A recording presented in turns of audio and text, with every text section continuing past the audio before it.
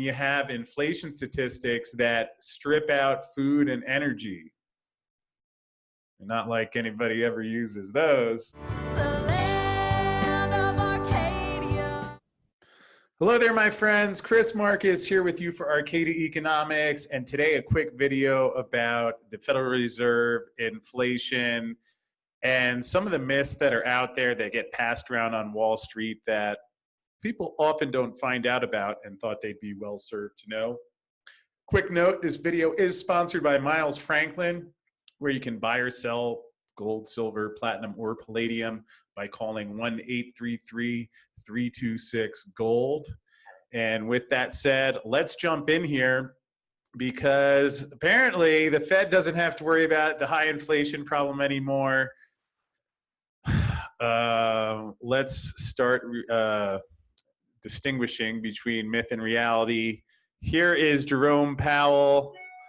And there was a time not so long ago that defeating inflation would have been considered a huge victory for the Federal Reserve. No more. Lack of price and wage pressures in the economy these days is perhaps the bank's biggest failing. I would dispute that. I think the next months and years, probably not that far off, will thoroughly discredit that view. But again, mentioning how back in 1980 we had Paul Volcker who actually raised interest rates to beat inflation, whereas now the Fed talks about how there isn't enough inflation, which obviously is as ridiculous as it sounds. The idea that making the price of things more expensive is a good thing.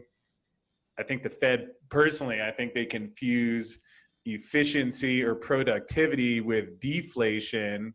I mean, it's like when that first cell phone came out, however much it cost, now you can get a much better one for a fraction of the price. That's efficiency, that's productivity, that's us learning how to do things better. Whereas the Fed is, terrified when they see something like that happening. They're thinking, geez, inflation isn't high enough, have to make things more expensive. Whether they believe that or not, as the years go by, I'm not so sure. I think sometimes it might just be a flat out scam, and this is the line that's fed to get people to buy into it so they can be taken advantage of. But let's go to the videotape. As what was that guy's name? Warner Wolf, the old sports reporter, used to say. I think that was his name. But in any case, while Americans still complain about the prices they pay at the grocery store and gas pump, real inflation, as economists define it, hasn't been around for pretty much all of the 21st century. Well, that's certainly convenient. I mean, you have inflation statistics that strip out food and energy. Not like anybody ever uses those. So the Fed is looking at inflation numbers while excluding the things that impact it the most. You can go to John Williams' Shadow Stats, where he'll give you a thorough rundown of how the inflation formula has been tweaked throughout the years. And I can't resist this. I have to tell my quick favorite inflation story.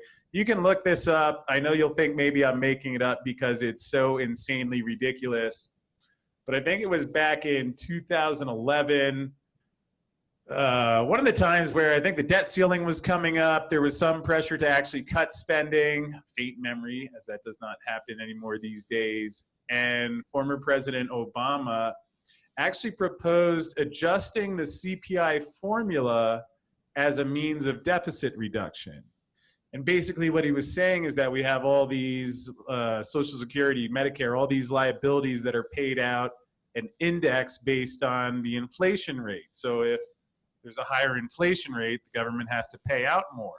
So here's Obama as a means of deficit reduction advocating manipulating the rate to make the numbers look different than what they are. So like most Wall Street data, heavily flawed. Although as you see down here, we talk about the central bank's 2% goal for inflation. From an Austrian economics view, I don't see why 2% or 1% are good. But even if you wanted to go with that goal, let's say that there was a reason for that mandate, anyone disagree. I know there are some out there who agree with it, and there are different ways of looking at it. Happy to debate that, so feel free to send a message if that's really bugging you. But here you see is interesting, actually. 1.6% was the rate, although according to the Fed's metric, which they look at, less food and energy, that we were already looking at 2.2% over the last year. Again, here mentions that there has been inflation in stocks and corporate bonds. These bubbles, these markets have become bubbles. Certainly, while I'm surprised that consumer goods haven't gone up more than they have, certainly if you're looking, and I believe they even talk about it here, people who are looking to buy a house, I mean, sure, if you had 6 houses over the past decade, it worked out well, but you know, for the people who are looking to buy a house and are facing significantly higher costs, they're most certainly feeling the inflation. And let's see if we go down here.